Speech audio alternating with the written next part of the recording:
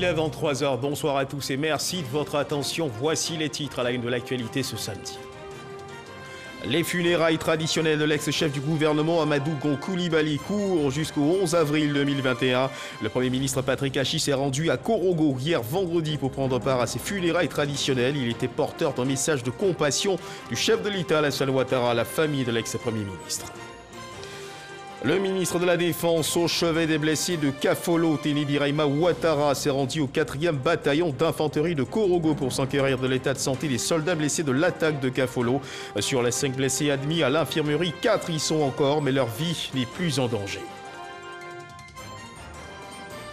La semaine pascale est connue pour ses excès, des mouvements importants de personnes qui ont pour conséquence l'indiscipline sur la route. Après la phase de sensibilisation, le ministère des Transports passe à la répression. La police spéciale de la sécurité routière arpente les voies d'entrée à Abidjan, les grands carrefours et même les voies secondaires pour réprimer les cas d'indiscipline et de délinquance routière. Voilà pour l'essentiel.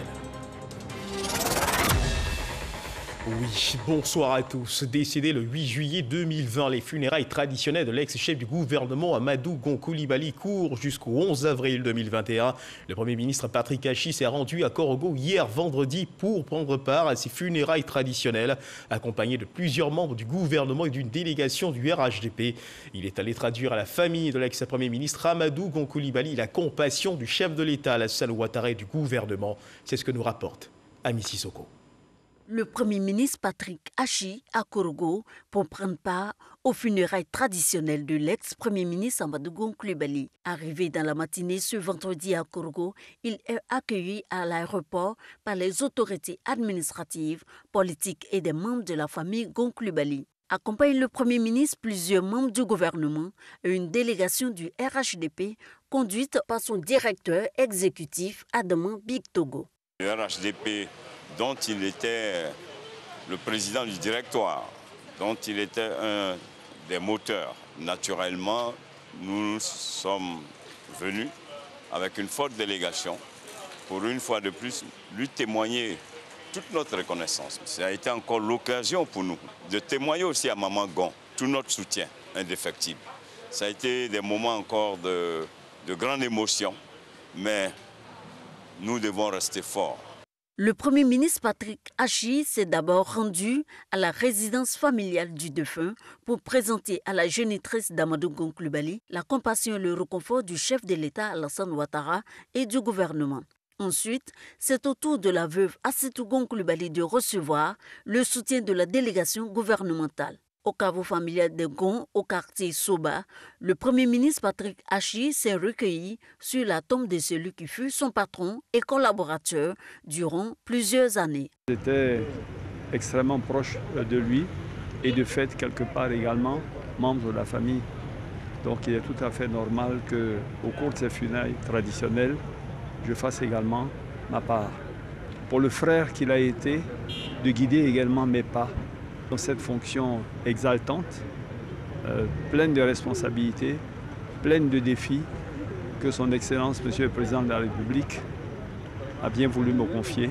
Les funérailles traditionnelles d'Amadou Gon Coulibaly sont destinées à faire reposer en paix l'âme du défunt et surtout lui permettre de rejoindre facilement ses ancêtres. Les étapes destinées aux seuls initiés du Poro et auxquelles peuvent prendre part les hommes soutiennent hors caméra. Les funérailles de l'ex-chef du gouvernement Amadou Gon Coulibaly prendront fin le 11 avril 2021. Et on reste à Korogo, deuxième titre de ce journal. Le ministre Birahima Ouattara s'est rendu au 4e bataillon d'infanterie de Korogo pour s'enquérir de l'état de santé des soldats blessés de l'attaque de Kafolo. Sur les 5 blessés admis à l'infirmerie, 4 y sont encore, mais leur vie n'est plus en danger. Le ministre de la Défense par intérim a apporté le réconfort, le soutien du président de la République, le chef suprême des armées, et salue la bravoure de ses soldats. Le reportage de Soro Corona. Le ministre Téné Birahima Ouattara au chevet des soldats blessés de l'attaque du poste de l'armée à Kafolo. Téné Birahima Ouattara s'est rendu à Korogo pour s'enquérir de l'état de santé des soldats blessés au front. Le ministre est venu également apporter le réconfort moral et le soutien du président de la République, Alassane Ouattara, chef suprême des armées, aux soldats. À l'infirmier du 4e bataillon d'infanterie de Korogo, les blessés sont hors de danger au dit du médecin. Téné Birahima Ouattara a rassuré les soldats du soutien total de l'État.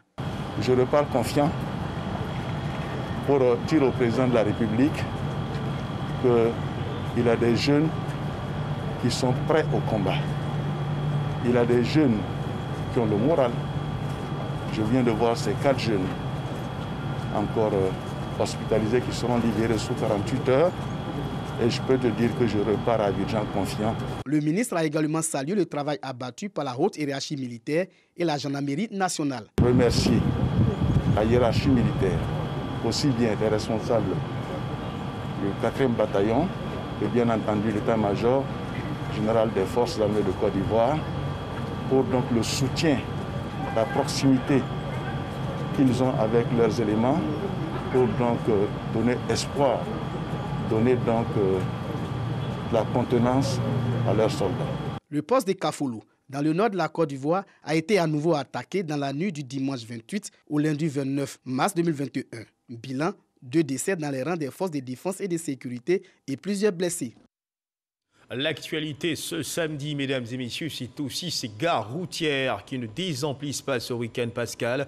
On se bouscule, on se bat pour avoir son ticket afin de pouvoir prendre la route. De grands mouvements de véhicules observés sur nos routes à la veille de la célébration de la fête de Pâques, d'Adjamé en passant par Onzianois jusqu'au village de Mbrimbo dans le département de Tia-Salé. Des mouvements importants de personnes qui quittent la capitale pour aller célébrer la fête de Pâques dans leur localité d'origine comme un mot d'ordre. Tous veulent être de la fête qui se tiendra ce soir au village. Patricia Omouetia pour le reportage. À Djamé, 10 h ce vendredi. Pour ces personnes qui ressentent le besoin de voyager en cette période pascale, l'attente est longue et difficile, mais on ne désespère pas. Je suis obligée d'attendre depuis 5 heures parce qu'il n'y a pas car. Je vais en Pâques à Dimokro. Comme ça fait longtemps, l'année passée on n'a pas pu partir. Donc on fait un effort pour aller voir la famille. Donc vraiment, il n'y a pas de départ. Il y a des départs, mais en tout cas il y a l'embouteillage. En tout cas, il n'y a pas la route. Une situation plutôt juteuse pour les responsables de cette compagnie de transport. On fait 150 départs par jour pour l'agence d'Abidjan. Moi, à mon niveau, je peux transporter 1000 à 2000 passagers par jour. Constat fait, nous décidons d'aller nous rendre compte des préparatifs de la fête dans un village baoulé. Mais il faut d'abord affronter plus de 80 km de bouchons sur l'autoroute du Nord. Pour la journée de ce vendredi, la circulation est difficile dans le sens des départs. Le trafic est particulièrement dense. À la sortie des postes à péage d'Atingué et Saint-Grobo, la pause s'impose avec des voyageurs qui ne veulent pas se faire compter Paquinou. Donc cette année, nous avons décidé d'aller fêter pour 2020, y compris pour 2021. Nous partons pour diverses raisons.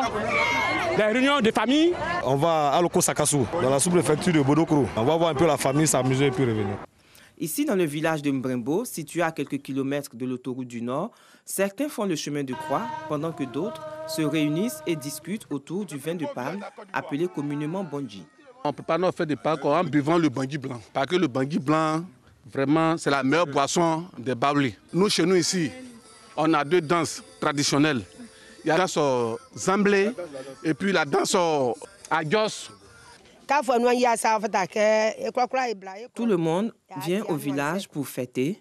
On règle les problèmes de famille et les problèmes du village. Les festivités de la Pâque, fête chrétienne commémorant la résurrection de Jésus-Christ, également moment de retrouvailles et de réjouissance dénommé Paquinou, engendrent une forte affluence des populations dans leur localité d'origine.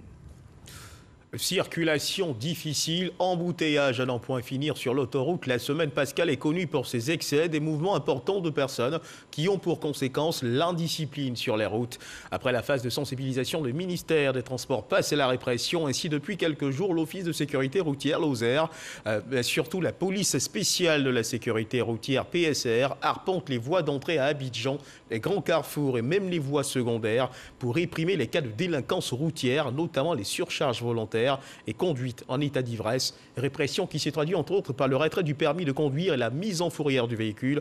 Une de nos équipes de reportage, conduite par Franck Quadio, a suivi un détachement de ce corps des forces de sécurité détaché auprès du ministère des Transports. Corridor GESCO, sortie nord d'Abidjan. La mission de répression de la police spéciale de la sécurité routière mandatée par le ministère des Transports en marche. Il est 9 h 30. Ce véhicule de transport communal est intercepté. Le conducteur n'a pas la visite technique à jour depuis 2015. C'est un cas de fourrière physique parce que le véhicule n'a pas de visite technique et l'état du véhicule aussi ne correspond pas. Les raisons d'une telle négligence? Je n'ai pas les moyens pour faire les pièces, franchement. Alors, il y a une ligne banalisée ici. On prend les gens pour aller dans les quartiers reculés des Jesco ici. Là. Donc, c'est ce que je fais un peu. Alors, je m'apprêtais même à faire les pièces cette année. Monsieur, pour transporter les personnes, c'est la vie que vous avez en main. La voiture n'a pas de visite technique. Quelques instants après, un mini-car. Youssouf en est le conducteur. Il est en surcharge. Il faut libérer un passager. Ce dernier et même le conducteur reconnaissent l'imprudence. C'est que c'est danger, c'est qui a le surcharge. Mais moi, je n'ai pas fait attention à ça. Parce que bon, la place où j'occupais, je ne sais pas si c'est la place de l'apprenti. Occasion pour la police de procéder à un alcotest, mais pour pouvoir poursuivre sa route, Youssouf doit libérer le siège cause de surcharge. Comme j'ai compris que non, c'est une affaire comme ça, désormais je prends les nombres de places normales, voilà, pour ne pas gâter mon travail. De la poudre aux yeux cependant, le même passager remonte quelques 100 mètres plus loin. Imprudence des conducteurs avec souvent la complicité des passagers. L'essentiel pour certains, arriver à bon port. Moi, c'est d'arriver. Si j'arrive, c'est l'essentiel. Alcotest, retrait de permis, mise en fourrière, véhicule aux vitres teintées immobilisées, les hommes du commissaire Touré sont dans la dynamique à tolérance à zéro. Il y a les cas de fourrière et il y a ce qui nécessite peut-être des conseils. On peut laisser, il y a des surnoms que nous faisons, mais là on le remarque parce que c'est grave. Les corridors comme cible, mais aussi les voies à grande circulation, direction Koumassi au Grand Carrefour.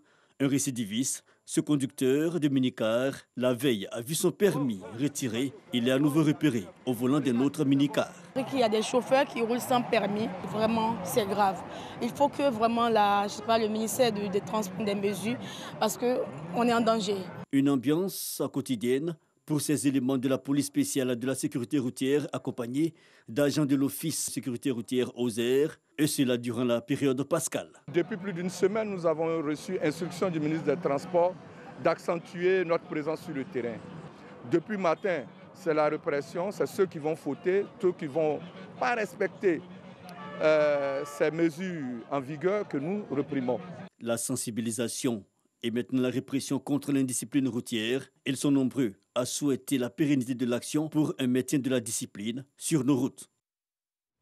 Et on reste dans le domaine du transport où le directeur général du Haut Conseil du patronat des entreprises de transport routier de Côte d'Ivoire a échangé avec les acteurs du secteur du transport de l'Indéni-Duablin et du Gontougo. Il s'est agi au cours de cette rencontre de les informer sur les dispositions arrêtées par l'UEMOA dans l'espace communautaire en ce qui concerne les pénalités sur la surcharge des véhicules poids lourds.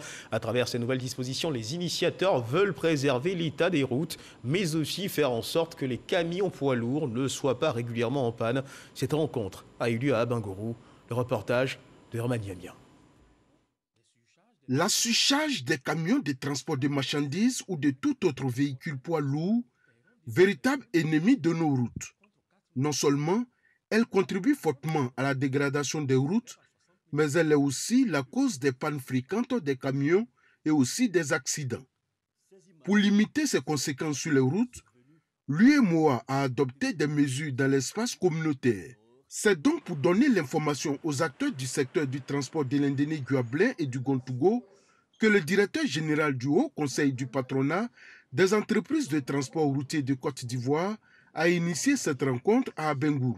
Nous étions à 20% de tolérance de surcharge avec le règlement 14. À partir de maintenant, les chargements des camions en Côte d'Ivoire et dans la sous-région ouest africaine vont se faire avec une tolérance de 15%. Donc nous allons ressentir de plus en plus que les chargements, les tonnages sont en train de baisser pour que, in fine, nous puissions avoir zéro surcharge sur les camions. Les échanges qui ont suivi ont permis aux participants de comprendre le bien fondé de cette initiative sous-régionale. Ils se sont tous engagés à se conformer aux différentes mesures. Celui qui nous charge, lui, bénéficie sur nous. Nous perdons. Donc c'est la bienvenue. Nous devons bannir cette affaire de surcharge afin que nous puissions économiser dans nos travail. Ibrahim Diaby a profité de l'occasion pour informer les acteurs du transport que désormais, pour exercer dans le domaine, il faut se constituer en une entreprise de transport. Le directeur général du Haut Conseil du patronat des entreprises de transport routier de Côte d'Ivoire sera à San Pedro et à Aboissou pour véhiculer le même message.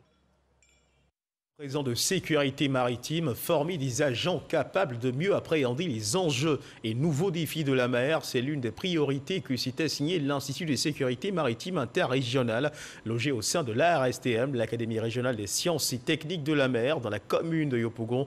Cet institut qui forme pour 15 pays de la sous-région vient d'organiser la cérémonie de sortie de 11 étudiants. La remise de diplôme a été administrée par le ministère des Affaires maritimes en présence de l'ambassadeur de France en Côte d'Ivoire, le major de cette promotion et de nationalité togolaise. Walter Amadou Ouattara.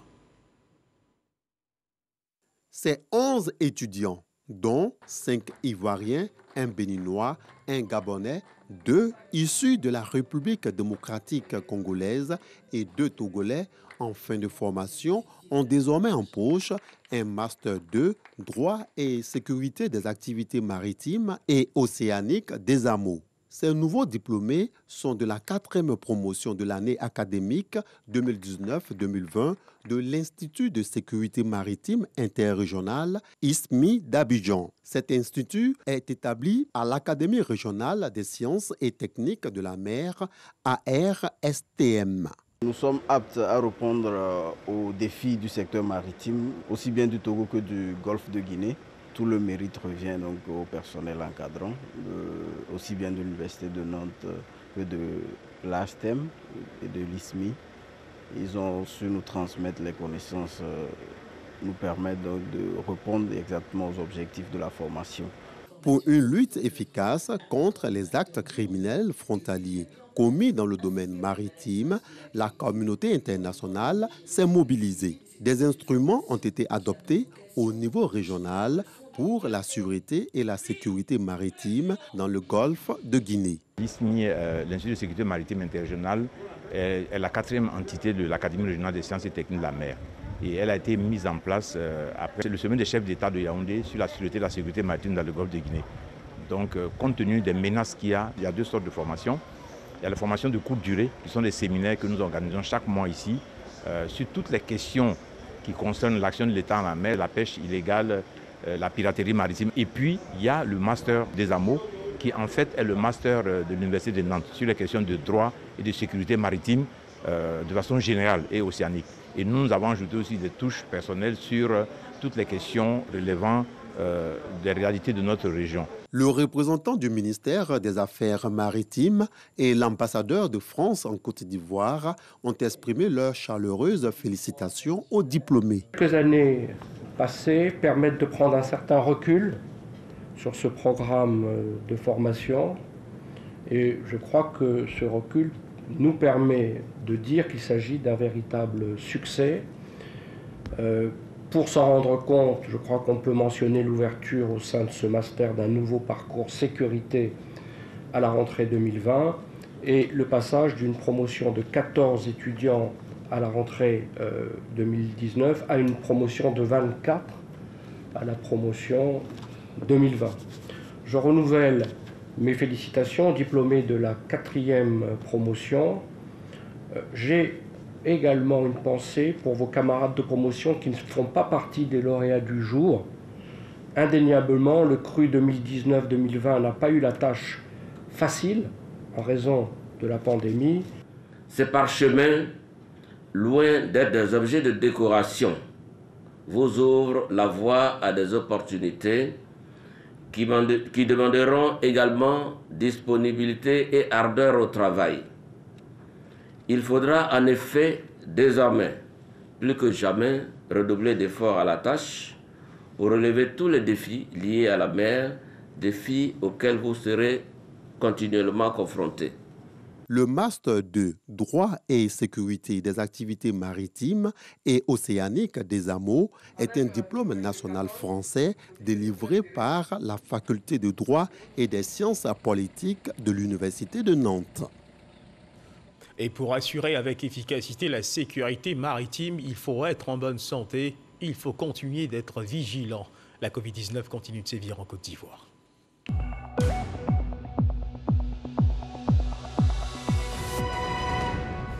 Le ministère de la Santé et de l'Hygiène publique a enregistré ce samedi 3 avril 2021 173 nouveaux cas de Covid-19 sur 4822 échantillons prélevés, soit 3,6% de cas positifs, 406 guéris et 2 décès. À la date du 3 avril 2021, la Côte d'Ivoire, notre pays, compte donc 44 618 cas confirmés, dont 41 687 personnes guéries, 252 décès et 2679 cas actifs. Le nombre total d'échantillons est de 533 125. Le 2 avril, 2721 personnes ont été vaccinées avec un total de 47 968 personnes vaccinées contre la Covid-19 du 1er mars au 2 avril, dont 219 ont reçu la deuxième dose, donc complètement vaccinées. Le ministre de la Santé et de l'Hygiène publique invite toutes les personnes de plus de 18 ans à se faire vacciner dans les centres de vaccination. La vaccination contre la Covid-19, rappelons-le, est gratuite et volontaire. Une délégation sénégalaise, elle, découvre les potentialités ivoiriennes. En visite à Abidjan, l'agence sénégalaise de promotion touristique a eu plusieurs séances de travail avec Côte d'Ivoire Tourisme. Conduite par son directeur général, la délégation a visité quelques atouts touristiques ivoiriens. Les deux agences de promotion entendent amplifier leurs actions pour le développement de l'industrie touristique dans les deux pays. Le récit complet de Cheikh Koné. Gare lagunaire de Treichville. 15 heures passées de 10 minutes, la délégation sénégalaise de Côte d'Ivoire Tourisme, conduite par le directeur général de l'agence sénégalaise de promotion touristique et Côte d'Ivoire Tourisme, embarque à bord d'un bateau-bus d'une compagnie privée. Environ 1 heure de navigation sur le plan d'eau lagunaire. Au terme de cette visite des établissements touristiques, le représentant de la directrice générale de Côte d'Ivoire Tourisme situe les enjeux. La pandémie du coronavirus qui fait que désormais il devient difficile de voyager vers des destinations européennes, américaines. Alors nous avons beaucoup de richesses dans notre pays, nous avons beaucoup de richesses en Afrique.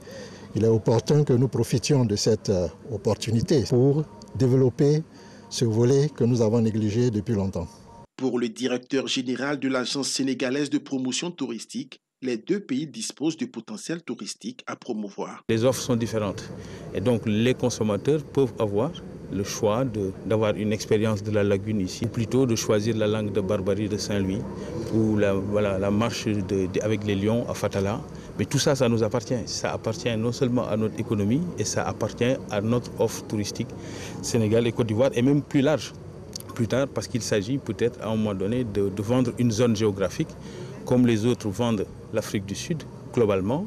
Nous, on doit pouvoir vendre l'Afrique occidentale comme une terre de paix, une terre de loisirs et une terre d'expérience touristique positive. Les acteurs privés du secteur se sont félicités de cette coopération entre les deux entités. Dans la politique de mutualisation en vue de promouvoir le patrimoine touristique dont disposent les deux pays, une délégation de Côte d'Ivoire Tourisme est attendue dans les prochains jours sur les terres de la Teranga. Parlons à présent de culture. La drumologie, connaissez-vous cet art? Eh bien, c'est l'art de l'oralité véhiculé par le tambour, une science promue par le professeur Niangorambois du département de l'Institut d'ethnosociologie de l'Université Félix Houphouët-Boigny de Cocody, disparu en 2002, mais dont l'œuvre scientifique reste tenace aujourd'hui. L'oralité laissée à la postérité, les porteurs de cet héritage dont fait partie le professeur Alain Kwame Nguessan ont décidé de pérenniser l'œuvre. Un ouvrage est donc édité, Drumologie, la connaissance aux soins du tambour et du balafon, une œuvre présentée au monde scientifique et littéraire en présence de notre reporter Franck Quadio. Des tambours qui pleurent, celui qui en a vulgarisé les codes et l'usage, des tambours qui chantent, leur légitimité retrouvée dans l'univers des sciences du langage.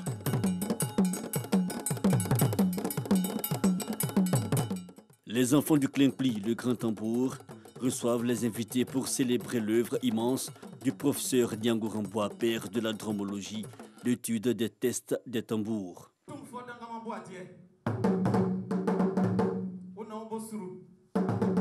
C'est la cérémonie dédicace de la création littéraire de l'un des disciples du maître, le professeur Kwame Nguessan Alain.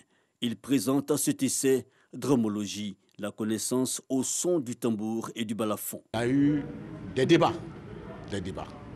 Et même certains doutaient de la scientificité de la drumologie. Et je crois que le professeur Niangourou Bois a été au-delà des obstacles qui se dressaient devant lui pour poursuivre son œuvre. Que le professeur Niangourou Bois a sorti ces 2 ouvrages. Et je crois qu'il nous appartient à nous autres de continuer ce qu'il a fait. Après le Talmud, il a été le Djomolo. Et les tests que j'ai utilisés dans mon travail, dans mon ouvrage, sont des tests qui ont été collectés par le professeur Niangourou Bois lui-même. Une dédicace doublée d'une journée hommage à cette figure de l'ethnologie, un auteur et un enseignant passionné. Mariatou Kone, ministre, a été formée à la mamelle du professeur Bois. Elle est venue apporter son soutien. Comme nous l'a enseigné le professeur Georges Niangourou Bois, Kassabia Kassa. Toute parole est parole. Aujourd'hui, Kwame Nkrumah prolonge l'action de Niangourou Bois en associant le balafon et tous les sons d'instruments traditionnels au tambour. La publication de ce livre est pour l'auteur l'aboutissement d'une vie intellectuelle et scientifique bien remplie. Des témoignages de collaborateurs, de proches et d'élèves. Pas suffisant cependant pour raconter l'homme. Il a 40 ans, le professeur Niangourou Bois créait la dromologie et il aura laissé à la postérité une œuvre poursuivie ici à l'Institut d'ethnosociologie de l'Université Félix Houphouët-Boigny de Cocody. L'homme de culture décède le 26 mars 2002. La date choisie pour la présentation officielle du livre sur la science qu'il aura toute sa vie et son parcours intellectuel porté.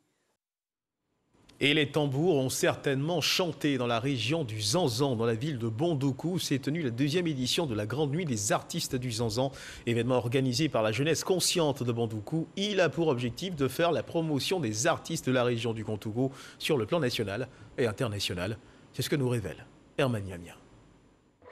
La superstar de la musique reggae dans le Zanzan, Gim Kamson, le célébrissime Si Charles, la princesse du Palango Awakouma et l'humoriste international fierté du Kontougou Agalawal, tous en attraction à la place publique de Bondoukou. Plusieurs artistes sont venus apporter de la joie dans le cœur du nombreux public en délire à l'occasion de la 2e édition de la Grande Nuit des artistes du Zanzan. L'événement culturel organisé par la jeunesse consciente de Bondoukou a été l'occasion pour son président Ouattara Zoumana d'inviter les jeunes à croire en eux. Ce que nos pères nous demandent actuellement là, c'est de nous concentrer, nous mettre au travail et de me faire leur fierté. Il faut se dire que tout est possible. Ne pensons pas que c'est les autres qui viendront tout faire pour nous. Cette 2e édition de la Grande Nuit des artistes du Zanzan a bénéficié du soutien de certains cadres et autorités politiques de la région du Kontougou. Tous ont invité les initiateurs à pérenniser cet événement culturel qui fait la promotion des artistes du terroir. Dieu, à travers la musique, on a essayé de faire quelque chose pour envoyer une réconciliation totale. Donc chez moi, cette fête-là, ça a reçu. À côté de ce plaisir musical servi au grand public, la jeunesse consciente de Bondoukou a offert d'importants dons de matériel de travail aux artisans et agriculteurs, ainsi que des dons aux familles aux revenus très modestes. À travers la promotion des artistes du Zanzan et tous ces dons, la jeunesse consciente de Bondoukou démontre qu'elle a une vision. Faire la promotion des artistes du Zanzan à l'échelle nationale et internationale et également contribuer au mieux-être des populations du Zanzan. Et les hommages à la mémoire de l'ex-premier ministre Ahmed Bakayoko disparu se poursuivent dans les ambassades de Côte d'Ivoire à l'extérieur. Du côté de l'ambassade de Côte d'Ivoire au Burkina Faso, on a rendu hommage à la mémoire de l'ex-chef du gouvernement Ahmed Bakayoko pour le travail qu'il aura accompli à la tête du gouvernement. Ahmed Traoré, Jean-Marc Djadji. Après le rappel à Dieu de feu le Premier ministre Ahmed Bakayoko, les autorités burkinabées, le corps diplomatique et les amis de la Côte d'Ivoire lui rendent hommage. Ce, en signant dans le livre de condoléances ouvert pour l'occasion. Un acte posé en présence de l'ambassadeur de la Côte d'Ivoire près du Burkina Faso, Soro Kapiletien, et ses collaborateurs. Pour rappel, l'ancien Premier ministre Ahmed Bakayoko a effectué une partie de ses études à Ouagadougou, au Burkina Faso. Dans l'actualité internationale, Christian Toumi, archevêque émérite de Douala, est décédé ce samedi 3 avril dans un hôpital de la ville. C'est son successeur, Monseigneur Cléda, qui l'a annoncé ce samedi matin dans un communiqué. Âgé de 91 ans, le prélat a été l'une des plus grandes voix et autorités morales du Cameroun. Il s'était notamment investi ces dernières années dans la recherche de pistes de sortie de crise dans le conflit que traverse le pays. Et puis toujours dans l'actualité internationale aux États-Unis, on est au 5e jour du procès de Derek Chauvin, le policier américain qui a causé la mort de George Floyd, et le mur du silence au sein de la police semble se briser. 2 chefs de brigade ont déjà témoigné contre leur ancien collègue pour dénoncer son usage de la force contre la victime. Le lieutenant Zimmerman, le second haut gradé de la police de Minneapolis, a témoigné contre Derek Chauvin. La semaine prochaine, un autre poids lourd est attendu à la barre. Il s'agit du chef de département de la police de Minneapolis en personne. Et c'est sur cette information que se referment les pages de cette édition. Merci de nous avoir suivis. Agréable fin de soirée. Dieu garde la Côte d'Ivoire.